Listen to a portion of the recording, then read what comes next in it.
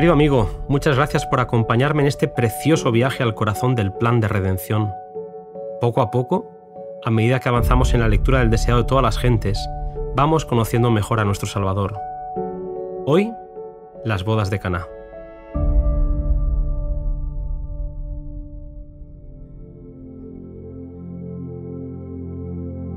Jesús no empezó su ministerio haciendo alguna obra delante del Sanedrín de Jerusalén.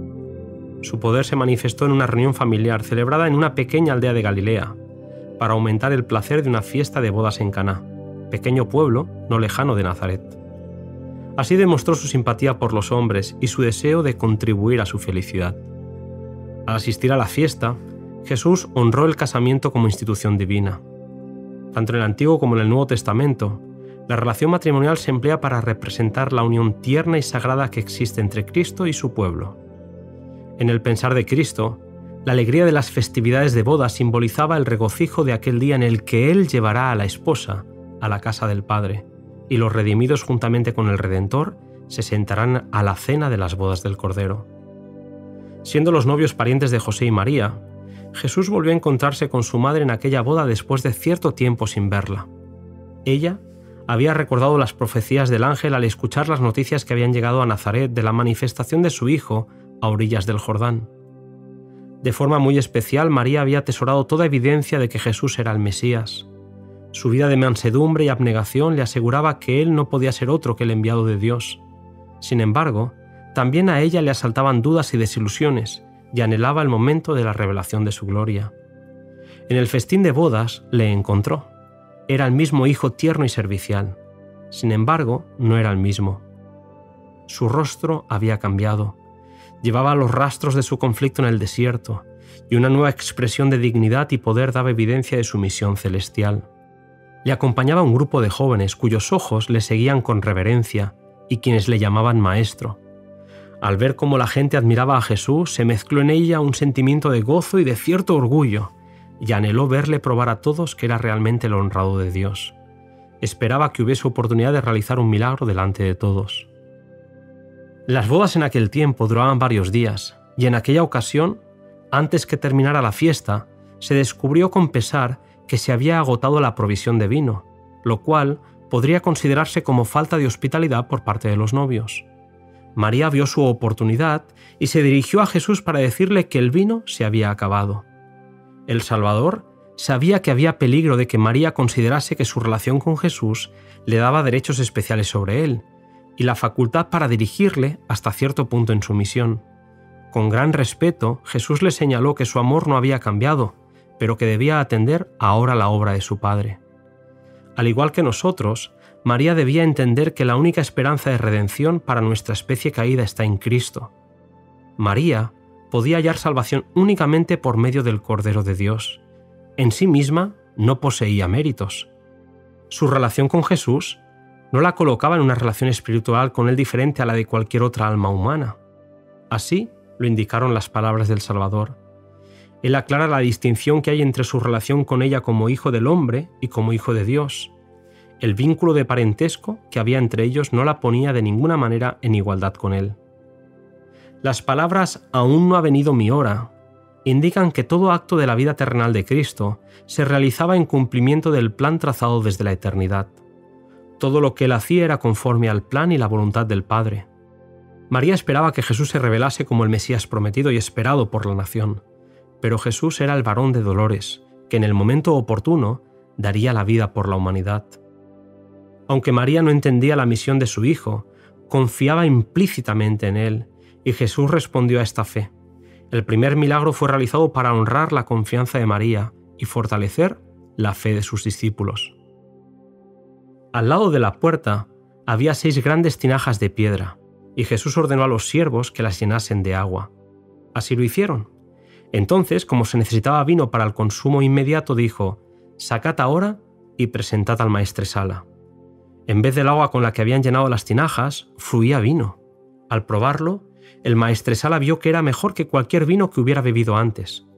Así son siempre los dones de Jesús, frescos y nuevos. El banquete que él provee para el alma no deja nunca de dar satisfacción y gozo. El don de Cristo en el festín de las bodas fue un símbolo. El agua representaba el bautismo en su muerte. El vino, el derramamiento de su sangre por los pecados del mundo. El agua con el que llenaron las tinajas fue traída por manos humanas, pero la palabra de Cristo podía impartir la virtud de dar vida. Así sucedería con los ritos que iban a señalar la muerte del Salvador. Únicamente por el poder de Cristo, obrando por la fe, es como tienen eficacia para alimentar el alma. El vino que Jesús proveyó para la fiesta y que dio a los discípulos como símbolo de su propia sangre fue el jugo puro de uva. A esto se refiere el profeta Isaías cuando habla del mosto en un racimo y dice: «No lo desperdicies, que bendición hay en él». Fue Cristo quien dio en el Antiguo Testamento la advertencia a Israel: «El vino es escarnecedor, la cerveza revuelta, y cualquiera que por ello se equivoque no será sabio». Satanás tienta a los hombres a ser intemperantes para que se enturbie su razón y se emboten sus percepciones espirituales. Pero Cristo nos enseña a dominar el poder del apetito. Cristo fue quien indicó que Juan el Bautista no debía beber ni vino ni bebida alcohólica. Él fue quien ordenó abstinencia similar a la esposa de Manoa. Y él pronunció una maldición sobre el hombre que ofreciese la copa a los labios de su prójimo. Cristo no contradice su propia enseñanza. El vino sin fermentar que él proveyó a los huéspedes de la boda era una bebida sana y refrigerante. Su efecto consistía en poner al gusto en armonía con el apetito sano. Cuando en la boda quisieron conocer el que había hecho el milagro, vieron que se había ido. Preguntaron a sus discípulos, que tuvieron oportunidad de hablar de su fe en Jesús. Dijeron lo que habían visto y oído al otro lado del Jordán, y se encendió en muchos corazones la esperanza de que Dios había suscitado un libertador para su pueblo. Las nuevas del milagro se difundieron por toda aquella región y llegaron hasta Jerusalén, donde los líderes religiosos, obsesionados por la tradición y el formalismo, vivían apartados no solamente de los gentiles, sino de su propio pueblo, por temor a la contaminación. El contraste con el ministerio de Cristo era notable, ya que él empezó la obra de reforma poniéndose en una relación de estrecha simpatía con la humanidad. Aunque condenaba la complacencia propia en todas sus formas, Jesús era de naturaleza sociable. No le desagradaba el gozo, y hallaba placer en las escenas de felicidad inocente, y alcanzaba el corazón de la gente yendo entre ella como quien desea su bien, puesto que Jesús veía en toda alma un ser que debía ser llamado a su reino. Su intensa simpatía personal le ayudaba a ganar los corazones. Fue por medio del contacto y la asociación personales como Jesús preparó a sus discípulos. No sermoneaba, como hacen los hombres hoy. Donde quiera que hubiese corazones abiertos para recibir el mensaje divino, revelaba las verdades del camino de salvación. En sus viajes por el campo y las ciudades, los llevaba consigo, a fin de que pudiesen ver cómo enseñaba él a la gente. Vinculaba su interés con el suyo, y ellos participaban en la obra con él. El ejemplo de Cristo, al vincularse con los intereses de la humanidad, debe ser seguido por todos los que predican su palabra y por todos los que han recibido el Evangelio de su gracia. No hemos de renunciar a la comunión social. No debemos apartarnos de los demás. Al fin de alcanzar a todas las clases, debemos tratarlas donde se encuentran. Rara vez nos buscarán por su propia iniciativa. No solo desde el púlpito han de ser los corazones humanos conmovidos por la verdad divina. Donde quiera que vayamos, debemos llevar a Jesús con nosotros y revelar a otros cuán precioso es nuestro Salvador. Pero los que procuran conservar su religión ocultándola entre paredes, pierden preciosas oportunidades de hacer el bien. Mediante las relaciones sociales, el cristianismo se pone en contacto con el mundo. Todos debemos llegar a ser testigos de Jesús.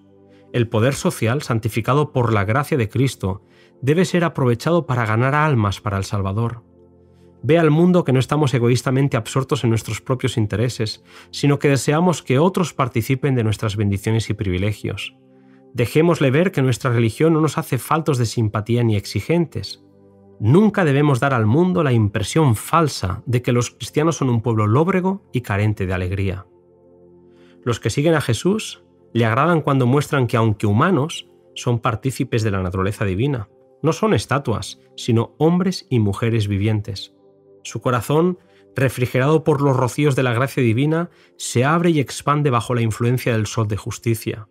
Reflejan sobre otros, en obras iluminadas por el amor de Cristo, la luz que resplandece sobre ellos mismos.